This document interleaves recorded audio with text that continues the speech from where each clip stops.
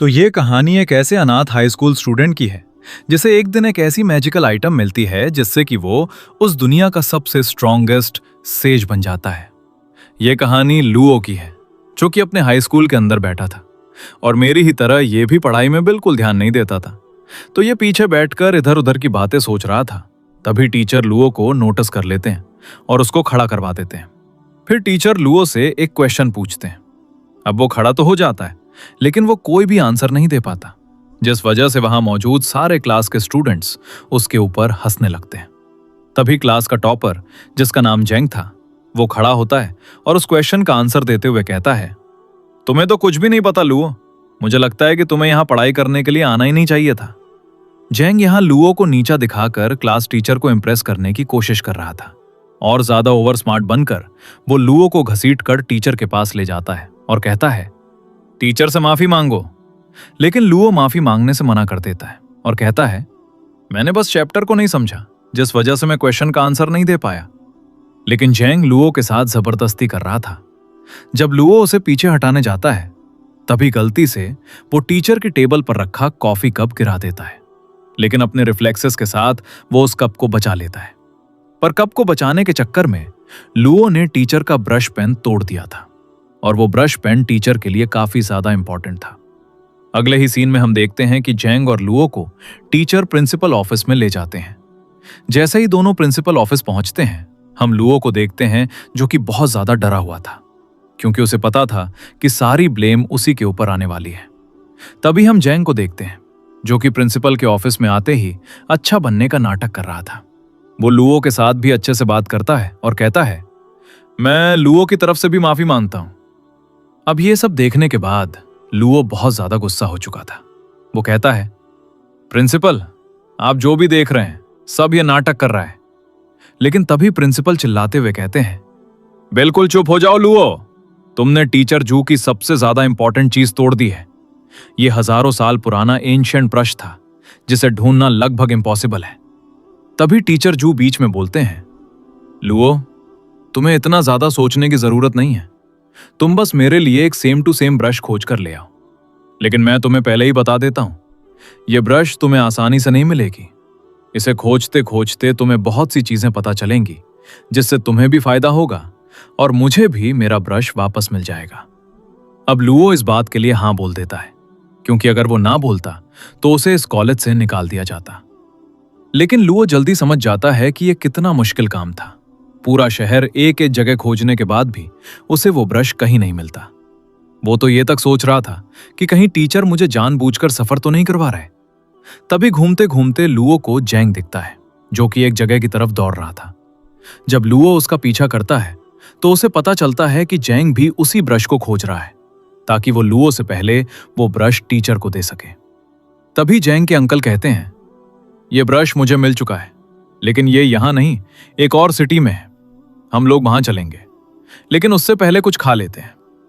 दूसरी तरफ हम लुओ को देखते हैं जो कि खुश हो रहा था क्योंकि यह उसके लिए बहुत बड़ा मौका था। लुओ जल्दी से दूसरे सिटी पहुंच जाता है और उस शॉप को खोज लेता है। जब लुओ उस शॉप में पहुंचता है, वहां मौजूद शॉपकीपर एक लड़की थी जिसका नाम रोंग था। उसे देखते ही लुओ को पहली नजर में ही उससे प्यार हो गया। अब वो शर्माते हुए पूछता है, क्या तुम्हारे पास वो ब्रश है? रोंग जवाब देती है, हाँ, हमारे पास वो ब्रश है। फिर वो उसे ब्रश दिखाती है लेकिन उसे छूने से मना कर देती है क्योंकि अभी वो उसे बेच नहीं सकते। वो कहती है, मेरे ग्रैंडफादर जब यहां आ जाएंगे उसके बाद मैं उनसे पूछकर ये ब्रश तुम्हें बेच सकती हूं। तभी वहां एक सूट पहना हुआ आदमी एंटर करता है और कहता है, वो ब्रश मेरी है। यह आदमी एक क्रिमिनल है और रोंग उसे जानती है।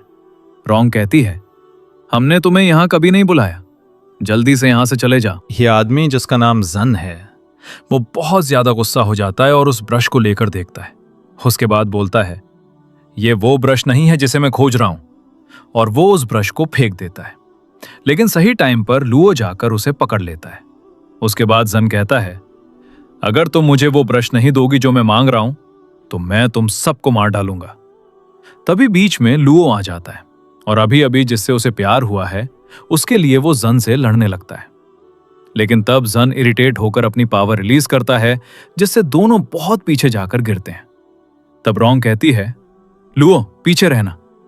इसके बाद रोंग अपनी पावर रिलीज करती है। वो कुछ आइसिकल स्पीयर्स का इस्तेमाल करती है, लेकिन जन के ऊपर उसका ज्यादा खास असर नहीं पड़ता। लेकिन जन तब हैरान हो जाता है जब रोंग अपने पास से एक स्नो ब्रश समन करती है और उससे उसके ऊपर हमला करती है। तब जन भी सीरियस हो जाता है और वो अपना क्लाउड ब्रश समन करता है। इसके बाद दोनों पागलों की तरह लड़ने लगते हैं। लू सोच रहा था कि कहीं वो इनके बीच में मारा ना जाए। तब जन रोंग से कहता है, मैं तुम्हें पहले ही बता दूं, तुम्हारे पास जो ब्रश है वो ताकतवर है, लेकिन तुम मुझे हरा नहीं सकती। अब हमें एक पास सीन दिखाया जाता है जहां एक ओल्ड मैन बैठकर बहुत ज्यादा ड्रिंक कर रहा था। और ये कोई ऐसा वैसा पर्सन नहीं है, ये उस दुनिया का सबसे स्ट्रॉन्गेस्ट सेज है।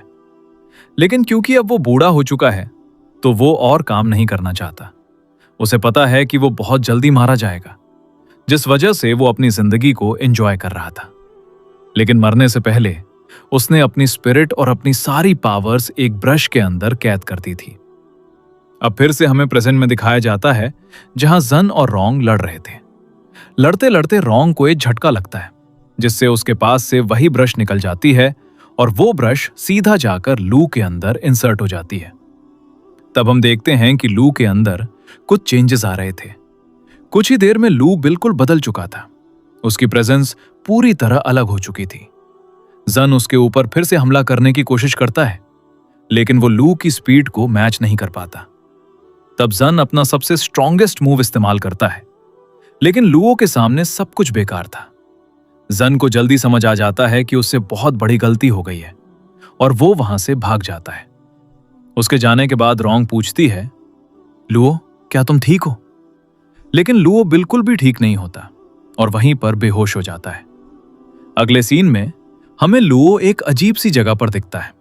वो एक बोट पर होता है, लेकिन उसकी ये खुशी ज्यादा देर तक नहीं टिकती, क्योंकि वो बोट भी नीचे डूब जाती है। हालांकि वो सपना देख रहा था, लेकिन जैसे ही वो सपने से उठता है वो अपने सामने रोंग को पाता है। तभी रोंग के ग्रैंडफादर, जिनका नाम मिस्टर वे था, वो आते हैं और खुद को इंट्रोड्यूस करते हैं। मिस्टर वे कहते हैं, तुम बेहोश हो गए थे क्योंकि तुम उस ब्रश की पावर्स को संभाल नहीं सकते। तभी लुओ को याद आता है कि आखिर उसके साथ क्या क्या हुआ था, लेकिन उसे यह भी याद आता है कि अभी तक उसने अपने टीचर का ब्रश नहीं लिया। तब लू पूछता है, मिस्टर वे, क्या आपके पास वो पाइनएप्पल वाली ब्रश है? लेकिन वो चौंक जाता है जब मिस्टर वे कहते हैं, मैंने उसे जन नाम के एक लड़के को बेच दिया। अब लू कुछ कर भी नहीं सकता, जिस वजह से वो दुखी होकर वहां से जाने लगता है। लेकिन तभी मिस्टर वे कहते हैं, तुम चिंता मत करो, हमारी शॉप में तुम्हारे साथ बहुत कुछ हुआ है, तो तुम ये ब्रश रख सकते हो, और जो ब्रश तुम लेने आए थे ये उससे भी ज्यादा वैल्यूएबल है। अब हमें दूसरा सीन दिखाया जाता है जहां एक लड़की लाल ड्रेस पहने चुपके से एक रेस्ट्रिक्टेड जगह में घुसने की कोशिश कर रही थी, लेकिन गार्ड उसे पकड़ लेता है। वो बहाना बनाते हुए कहती है, मैं बस वॉशरूम खोज रही थी और यहां आ गई। गार्ड उसे बाहर जाने का मैप देता है और वहां से जाने के लिए कहता है।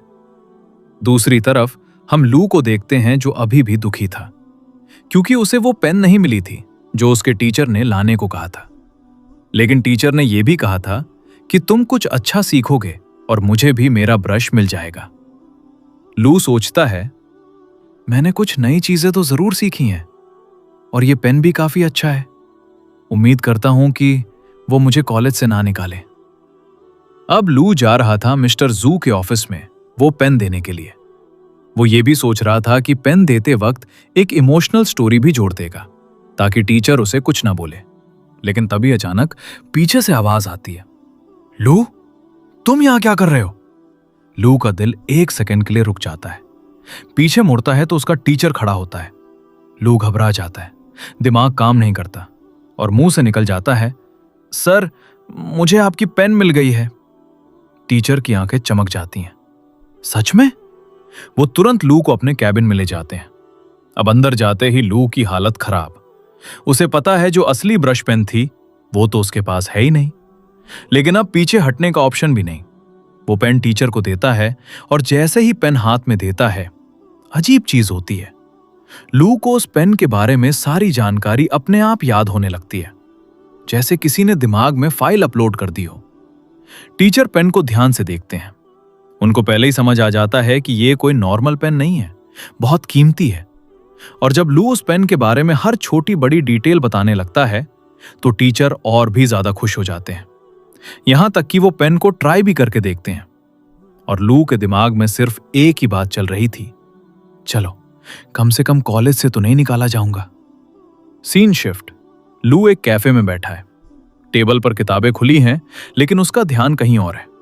वो रिसर्च कर रहा है। मुझे अचानक इतनी सारी जानकारी कैसे पता चली? ये ब्रश पेन आखिर है क्या? तभी कैफे का दरवाजा जोर से खुलता है।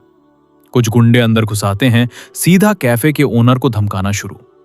लेकिन यहां ट्विस्ट, कैफे का ओनर कोई कमजोर आदमी नहीं था। वो खुद एक जबरदस्त मार्शल आर्टिस्ट निकला। कुछ ही सेकंड में वो 2-3 बंदों को साफ धो देता है। लू ये सब देख रहा था और फिर वो भी उठकर मदद करने आ जाता है। लू को देखकर कैफे का ओनर काफी खुश होता है और बोलता है, तुम तो अभी अभी मेरे दोस्त बने थे। दरअसल लू और कैफे का ओनर अभी कुछ ही समय पहले दोस्त बने थे। अब लड़ाई आगे बढ़ती है, लेकिन कुछ ही देर बाद हम देखते हैं कि लू को बहुत लोग घेर लेते हैं। अब लू एक बहुत बड़ी मुसीबत में फंस चुका था, क्योंकि 2-3 लोग उस पर हमला करने वाले थे। लेकिन जैसे ही लू के शरीर पर हमला होने वाला होता है, उससे पहले ही उसके शरीर से एक इनॉर्मस पावर एक्टिवेट हो जाती है। न जाने कैसे लू हवा में उड़ जाता है। उसे खुद भी नहीं पता कि उसकी पावर्स काम कैसे करती हैं। वो पावर देखकर वहां मौजूद सारे लोग कैफे के ओनर पर हमला करने दौड़ते हैं, लेकिन तभी लू अचानक वहां टेलीपोर्ट होकर सबको हरा देता है। अब सारे लोग मार खाने के बाद जा चुके थे। कैफे का ओनर, जिसका नाम कैन था, कहता है, मुझे पता नहीं था कि तुम अपनी सुपर ह्यूमन पावर्स मुझसे छुपा रहे हो। कैन उससे कुछ बातें करना चाहता था, लेकिन लू कहता है, मैं काफी ज्यादा टायर्ड हूं, बाद में बात करेंगे। दूसरी तरफ लू काफी ज्यादा एक्साइटेड था, क्योंकि उसे बहुत सारी चीजों के बारे में पता चल रहा था और वो एक काफी ज्यादा पावरफुल पर्सन बन चुका था। उसे विश्वास ही नहीं हो रहा था कि ये सब उसके साथ रियल लाइफ में हो रहा है। वो सोचता है कि वो खुद को इंक ब्रश पेंटर बुलाएगा या फिर इंक ब्रश मैन, लेकिन ये नाम उसे बहुत वियर्ड लगते हैं, इसलिए वो कुछ और सोचने का प्लान करता है। लेकिन वो काफी ज्यादा टायर्ड था और नाम सोचते सोचते सो जाता है। नींद में उसे एक अजीब सा बूढ़ा आदमी दिखता है। उसे देखकर वो काफी डर जाता है और अब वो सो भी नहीं पा रहा था। इस वजह से वो आधी रात को ही घर से बाहर निकल जाता है। वो सोचता है, मुझे कुछ भी करके उस शॉप में वापस जाना होगा, इन सब सवालों के जवाब पाने के लिए। लेकिन जैसे ही वो रात में बाहर चल रहा था, उसे अपने पीछे कुछ बहुत डेंजरस महसूस होता है। वो जैसे ही पीछे देखता है, उसके पीछे एक बहुत ही खतरनाक मॉन्स्टर था। उसे देखकर लू पूरी कोशिश करता है कि वो वहां से भाग जाए, लेकिन वो मॉन्स्टर उसे पकड़ लेता है। लू खुद से कह रहा था, चिंता मत करो, तुम्हारे पास सुपर ह्यूमन पावर्स हैं। लेकिन असल में उसकी पावर्स काम ही नहीं करती। तब लू सोचता है, शायद यही मेरा अंत है। लू की जिंदगी यहां एक मॉन्स्टर लेने वाला था। वो अपने रिग्रेट्स याद करने लगता है कि अभी तक उसकी एक भी गर्लफ्रेंड नहीं बनी, ना ही वो सुपरमैन बन पाया जो वो बचपन से बनना चाहता था। मॉन्स्टर उसे मारने ही वाला था, लेकिन अचानक वो मॉन्स्टर बिल्कुल जम जाता है, क्योंकि सही टाइम पर रोंग वहां आ चुकी थी और उसने लू को बचा लिया। रोंग पूछती है, हमने जो तुम्हें ब्रश दिया था, क्या वो तुम्हारे पास है? लू कहता है, मैंने वो अपने टीचर को दे दिया। यह सुनकर रोंग काफी ज्यादा गुस्सा हो जाती है और अपना गुस्सा मॉन्स्टर पर निकाल देती है। रोंग कितनी ताकतवर है, यह देखकर लू फिर से उसके ऊपर फिदा हो जाता है। इसके बाद लू और रोंग फिर से उसी शॉप में जाते हैं। इस बार रोंग लू को अपने ग्रैंडफादर के पास ले जाती है। रोंग के ग्रैंडफादर कहते हैं, जिस मॉन्स्टर ने तुम पर हमला किया था उसे ब्रश पपेट कहा जाता है। ये ऐसे खतरनाक मॉन्स्टर्स होते हैं जो ब्रश पेन से बनाए जाते हैं, और जो ब्रश पेन मैंने तुम्हें दिया था, अगर वो तुम्हारे पास होता तो तुम खुद को बचा सकते थे, लेकिन तुमने वो ब्रश पेन किसी और को दे दिया। मैं सही कह रहा हूं ना? लू कहता है, हाँ, आप बिल्कुल सही कह रहे हैं। वो ब्रश मैंने अपने टीचर को दे दिया। फिर लू कहता है, आप मुझे पूरी स्टोरी पहले से बताइए, मुझे पता है आप मुझसे कुछ छुपा रहे हैं। तब ग्रैंडफादर कहते हैं, अगर तुम्हें सुनना ही है तो मैं तुम्हें सब कुछ शुरू से बताता हूं। बहुत समय पहले, जब इस दुनिया में कुछ भी सही नहीं चल रहा था, बिल्कुल वर्ल्ड वॉर की तरह चारों तरफ किओस मची थी। उस समय बहुत सारे टैलेंटेड स्पिरिट्स और मेजेस मारे जा रहे थे। तब एक बहुत ही स्ट्रांग मेज ने सारी स्पिरिट्स को ब्रश में कैद करना शुरू कर दिया था, और उनमें से ही एक ब्रश अब तुम्हारे अंदर इंसर्ट हो चुका है। और लू, अगर तुम्हें पता नहीं तो तुम्हारे अंदर जो स्पिरिट है वो सभी स्पिरिट्स की किंग है। लू खुश हो जाता है और बोलता है, तो मतलब मैं सारे स्पिरिट ब्रशेस का किंग हुआ? ग्रैंडफादर हल्का सा मुस्कुराते हैं और कहते हैं, हो सकता है, लेकिन पूरा सच नहीं। तुम्हारे अंदर जो स्पिरिट ब्रश की पावर है वो बस उस स्पिरिट का छोटा सा पार्ट है। तभी अचानक ग्रैंडफादर को कुछ अजीब सा महसूस होता है। वो तुरंत लू के पीछे देखते हैं और बिना टाइम वेस्ट किए अटैक कर देते हैं। वहां खड़ा था ली। ये कोई मामूली दुश्मन नहीं था, ये लू को मारने आया था, क्योंकि लू के अंदर है सबसे स्ट्रॉन्ग स्पिरिट ब्रश। और ली कोई छोटा मोटा विलन नहीं, वो एक बड़े फैमिली का हेड है, मतलब पावर भी, स्टेटस भी और खतरनाक लेवल अलग ही। ली जैसे ही अटैक करने वाला होता है, उससे पहले रोंग उस पर वार कर देती है, लेकिन ली उसका अटैक ऐसे रोकता है जैसे कुछ हुआ ही नहीं, और उल्टा रोंग पर ही जोरदार हमला कर देता है। रोंग को बचाने के लिए लू बीच में आ जाता है, लेकिन ग्रैंडफादर सही टाइम पर दोनों को संभाल लेते हैं। अब ली गुस्से में लगातार अटैक्स पर अटैक करने लगता है, लेकिन ग्रैंडफादर भी कोई कमजोर खिलाड़ी नहीं थे। उधर लू घबराकर रोंग से पूछता है, ये सब क्या चल रहा है? रोंग बताती है, तुम्हारे अंदर जो ब्रश है वो टॉप 7 ब्रशेस में से एक है, और ये आदमी उन 7 ब्रशेस को कलेक्ट कर रहा है। तुमको मार के तुम्हारा ब्रश लेने आया है। अब सिचुएशन सीरियस हो चुकी थी। ग्रैंडफादर लड़ तो रहे थे, लेकिन वो बूढ़े हो चुके हैं, ज्यादा देर तक ये फाइट नहीं खींच सकते। रोंग लू से कहती है, जितना दूर भाग सकते हो भाग जाओ, अगर मैं नहीं जीत पाई तो वो तुम्हें भी मार देगा।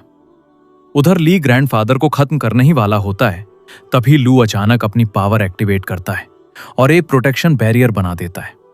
ग्रैंडफादर चिल्लाते हैं, लू भाग जाओ, तुम इसके सामने नहीं जीत सकते। लेकिन इस बार लू बोलता है, मैं इस फाइट में उतर चुका हूं, अब भाग नहीं सकता। पर दिक्कत यह थी, उसका स्टेमिना ज्यादा देर टिकता ही नहीं। कुछ ही सेकंड में उसकी पावर कमजोर पड़ने लगती है। ली उसे पकड़ लेता है और मारने ही वाला होता है, तभी ग्रैंडफादर बीच में आ जाते हैं, पूरा अटैक अपने ऊपर ले लेते हैं। उन्हें भारी चोट लगती है, लेकिन मरने से पहले वो ली को भी जबरदस्त डैमेज दे देते हैं। ली मजबूरी में वहां से पीछे हटता है। फाइट के बाद ग्रैंडफादर जिंदा तो थे, लेकिन बुरी तरह घायल। वो मुश्किल से बैठते हुए लू से कहते हैं, तुम्हें जल्द से जल्द इस ब्रश को कंट्रोल करना सीखना होगा, वरना अगली बार हम नहीं बचेंगे। लू की आंखों में पहली बार सच्ची जिम्मेदारी दिखती है। मैं सीखूंगा, मैं आप दोनों को खतरे में नहीं डालूंगा, कसम खाता हूं। इस ब्रश पेन को चलाना सीखूंगा और आप दोनों को प्रोटेक्ट करूंगा। ग्रैंडफादर कहते हैं, ठीक है, मैं तुम्हें ट्रेन करूंगा, लेकिन पहले मुझे थोड़ा रेस्ट करना होगा। तभी रोंग आगे आती है, जब तक आप रिकवर नहीं होते ट्रेनिंग मैं संभालूंगी। और इधर हमारा नल्ला मेन कैरेक्टर अंदर ही अंदर खुश, क्योंकि रोंग उसकी ट्रेनर बनने वाली है। अब अगला सीन स्कूल। पूरा स्कूल लू को घूर रहा है और वजह साफ है, उसके साइड में रोंग चल रही है। फिर रोंग उसे लाइब्रेरी ले जाती है और बोलती है, तुम्हें सारी इंपॉर्टेंट पोएम्स याद करनी होंगी। ब्रश की फुल पोटेंशियल समझनी है तो लिटरेचर समझना पड़ेगा। लू का चेहरा गिर जाता है, यहां भी पढ़ाई? रोंग टेंशन में थी। लू उसे हंसाने के लिए जोक मारता है, लेकिन रोंग बिल्कुल नहीं हंसती। और तभी एंट्री होती है जैंग की। वो आते ही लू की बेइज्जती शुरू कर देता है। अगर तुम्हें मजबूरी में इसके साथ रहना पड़ रहा है तो तुम इसे छोड़ सकती हो, और पोएम्स चाहिए तो मुझे सब याद है। लू अंदर से जल रहा था, गुस्सा भी था, लेकिन बोल नहीं पा रहा था। जैंग रोंग से हाथ मिलाते हुए कहता है, यह बहुत बेकार स्टूडेंट है, कुछ दिन पहले ऐसा काम किया था कि कॉलेज से निकल जाता। लू को लगा अब रोंग भी उससे दूर हो जाएगी, लेकिन भाई मेरी वाली अलग है। रोंग सीधे जैंग को ही रोस्ट कर देती है। तुम बस अपने आप को बेहतर दिखाने की कोशिश कर रहे हो, असल में तुम खुद ही नालायक हो। पूरा क्लास जैंग पर हंसने लगता है, लेकिन ये जैंग गधा अभी भी समझ नहीं रहा। उसे लगता है रोंग बस टाइम पास में लू के साथ है और वो उसे छीन लेगा। कुछ देर बाद सीन शिफ्ट होता है। रोंग और लू एक पेड़ के नीचे बैठे होते हैं जहां से असली ट्रेनिंग शुरू होने वाली है। रोंग ने उसके लिए स्टैंड लिया था और लू अंदर ही अंदर सोच रहा था, क्या यही असली प्यार है? लेकिन इन सब बातों को साइड में रखे तो हाँ, लू को सारे पोएम्स याद हो गए थे, लेकिन समझ एक भी नहीं आया था। तभी रोंग उसके पास आकर बैठती है और बोलती है, हर ब्रश किसी जीनियस को चुनती है, ऐसे लोगों को जिन्हें पोएम्स, ऑथर्स, हिस्ट्री सब पता हो, ताकि वो ब्रश अपनी फुल पोटेंशियल यूज कर सके। फिर सीधा लू की तरफ देखकर, लेकिन तुम्हारे जैसे गधे के अंदर ब्रश चली गई है, इसलिए वो अपनी पूरी ताकत दिखाई नहीं पा रही। लू अंदर से हिल गया। बस यही सुनना बाकी था। मुंह पर गधा भी बोल दिया। और ये सारी बातें पेड़ के पीछे खड़ा जैंग सुन रहा था। अब वो सोच रहा था, अगर ऐसा है तो मुझे भी एक स्पिरिट ब्रश चाहिए। उधर लू पढ़ते पढ़ते थक चुका था। उसे लगा एक ब्रेक तो बनता है, लेकिन रोंग सीधा बोलती है, जब ली तुम्हारे सामने आएगा तब तुम्हें जिंदगी से ही ब्रेक मिल जाएगा। वो बताती है कि ली जू फैमिली से है, बहुत पावरफुल फैमिली, कोई उनसे पंगा नहीं लेता, इसलिए जितना जल्दी हो सके अपने अंदर वाले ब्रश को समझो। जितना जानोगे उतना कंट्रोल कर पाओगे। और हमारा नल्ला लू अभी भी छुट्टी के बारे में सोच रहा था, तभी अचानक उसके दिमाग में सारे ब्रशेस की इंफॉर्मेशन अपने आप आने लगती है। वो सारी बातें रोंग को समझा देता है। फिर पता चलता है ये सब वो पहले अपने टीचर के पास जाकर पता करके आया था, सिर्फ इसलिए क्योंकि वो रोंग को इम्प्रेस करना चाहता था। और पहली बार रोंग लू को देखकर हल्का सा स्माइल करती है। बस लू तो वहीं पिघल गया। लेकिन जैसे ही वो अपने ख्यालों में खोता है, रोंग एक हल्की सी चपत मारती है, और पढ़ाई करो। दूसरी तरफ जैंग अपने अंकल से बात कर रहा था। अंकल, जल्दी से जल्दी मेरे लिए एक स्पिरिट ब्रश लाओ। अंकल मुस्कुराते हैं। एक ब्रश तो मैंने पहले से ही तुम्हारे लिए रखी है। उसी रात लू और रोंग साथ चल रहे थे। क्योंकि रोंग उसके साथ थी, लू को हर जगह अटेंशन मिल रहा था। लू बोलता है, अगर तुम चाहो तो घर जा सकती हो। रोंग सीधा जवाब देती है, नहीं, मैं तुम्हारे साथ ही रहूंगी। सब लोग शॉक, लू भी अंदर से खुश। फिर वो उसे लेकर जाता है वही इंटरनेट कैफे। कैफे ओनर से कहता है, ये मेरी पार्टनर है, गर्लफ्रेंड नहीं। बैठने की जगह मिल जाती है। रोंग कंप्यूटर देखकर हैरान, मैं बचपन से सिर्फ स्पिरिट ब्रश ट्रेनिंग करती आई हूं, बाहर की दुनिया एक्सप्लोर ही नहीं की। लू कहता है, तो आज गेम खेलते हैं। दोनों गेम खेलना शुरू करते हैं। कुछ देर बाद लू नोटिस करता है रोंग पहली बार में ही गेम अच्छे से खेल रही है। वो बोलती है, ये गेम्स आसान है, स्पिरिट ब्रश कंट्रोल करना इससे 100 गुना मुश्किल है। ये सुनते ही लू फिर से सीरियस हो जाता है। उसे समझ आता है जितनी जल्दी वो ज्यादा पोएम्स रिसाइट करेगा, उतनी जल्दी उसकी स्पिरिट स्ट्रांग होगी। थक कर वो अपने दोस्त के पास जाता है। बोलता है, रोंग अलग है, सच में मेहनती है। कैफे ओनर सलाह देता है, मुझे लगता है वो इंटरनेट कैफे वाली लड़की नहीं है, तुम्हें उसे कहीं और ले जाना चाहिए, वरना रिलेशनशिप ज्यादा दिन नहीं चलेगा। लू सोच में पड़ जाता है। कुछ देर बाद वो रोंग को सोते हुए देखता है। उसे कहीं जाना था, लेकिन वो उसे डिस्टर्ब नहीं करना चाहता। वो अपने टीचर को कॉल करता है, सर, वो ब्रश थोड़ी देर के लिए दे सकते हैं? टीचर बोलते हैं, ओ वो ब्रश, वो तो मैंने जैंग को दे दी, उसके अंकल मांग रहे थे। यह सुनते ही लू का दिल बैठ जाता है। वो तुरंत भागता है। अंधेरी रात, दौड़ते दौड़ते अचानक गिर जाता है। नीचे देखता है जैंग का अंकल जमीन पर पड़ा है, घायल। लू समझ नहीं पाता क्या करे। वो इमरजेंसी कॉल लगाने ही वाला था, तभी पीछे से अजीब सी आवाज आती है। वो चुपके से अंदर झांकता है और जो देखता है उसके होश उड़ जाते हैं। अंदर जैंग बैठा है, उसके सामने एक रहस्यमयी लेडी। वो लेडी बहुत पावरफुल लग रही थी और वो जैंग के साथ कुछ अजीब सा कर रही थी। फिर वो लेडी बोलती है, तुम्हें शुक्रगुजार होना चाहिए कि तुम मेरे पपेट बनने लायक हो। लू का खून खौल जाता है।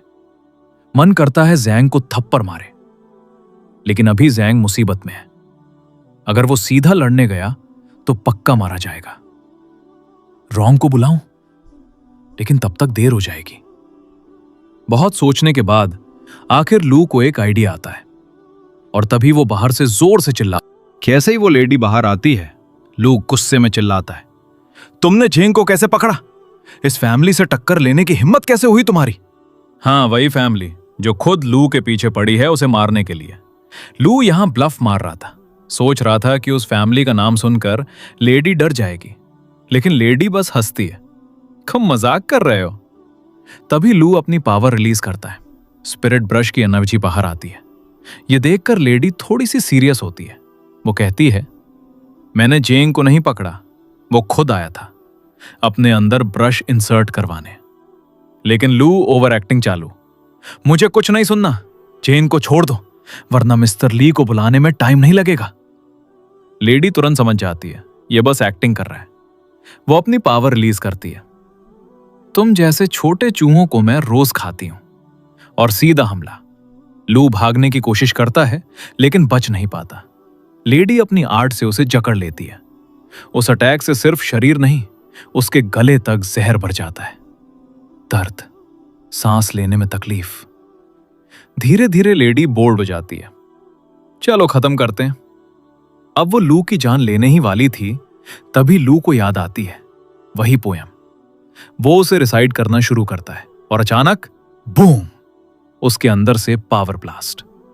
लू खुद चौक। एक पोयम से इतनी पावर? लेडी पहली बार डरती है।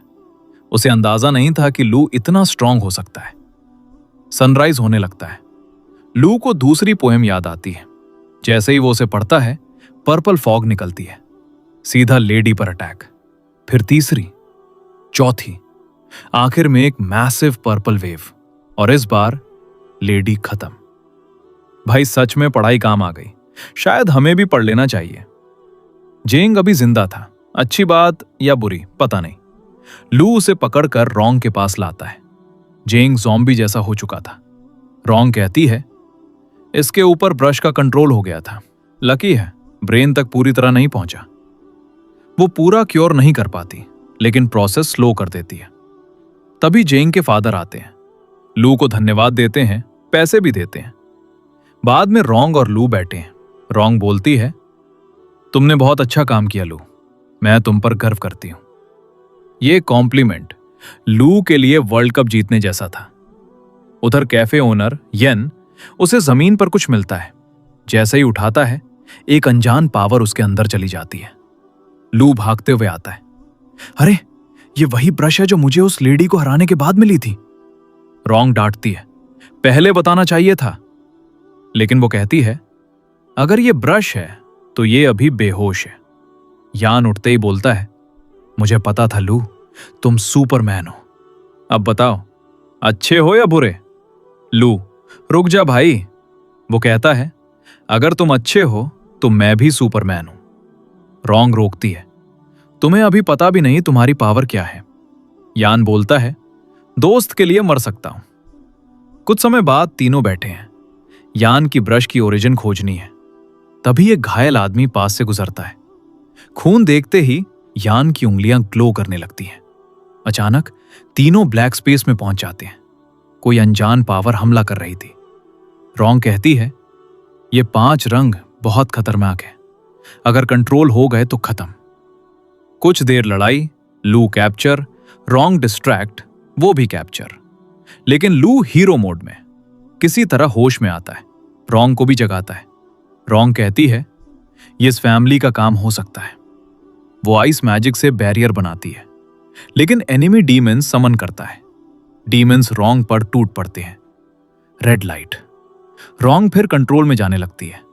लू उसके सामने आ जाता है, उसे हेलुसिनेशन से बाहर लाता है, लेकिन पीछे से एक डीमन आकर उसके सीने के आर पार हाथ निकाल देता है। लू को तब पता चलता है। वो दर्द में बोलता है, रॉन्ग, भाग जाओ। डीमन उसे उठाकर सीधा यन की तरफ फेंक देता है और यहीं से अगला सीन और भी खतरनाक होने वाला है। तो बस आज के वीडियो में इतना ही। अगर आपको स्टोरी सच में मजेदार लगी हो तो वीडियो को लाइक जरूर कर देना, और अगर अगला पार्ट चाहिए तो कमेंट में स्पैम कर दो पार्ट 2। जितने ज्यादा कमेंट उतनी जल्दी अगला पार्ट आएगा। और हाँ, ऐसी ही दमदार स्टोरीज के लिए चैनल को सब्सक्राइब कर लो, वरना अगली पावर अप मिस कर दोगे। मिलते हैं नेक्स्ट वीडियो में, तब तक के लिए बाय बाय।